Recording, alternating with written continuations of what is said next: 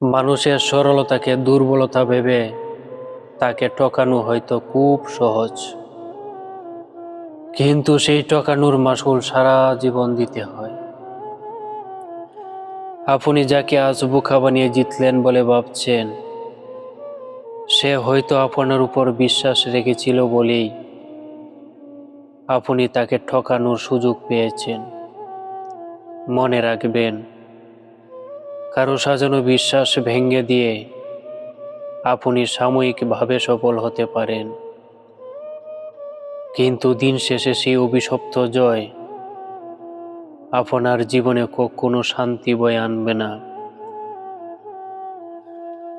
বিশ্বাস একবার ভেঙে গেলে তার জোড়া লাগে না।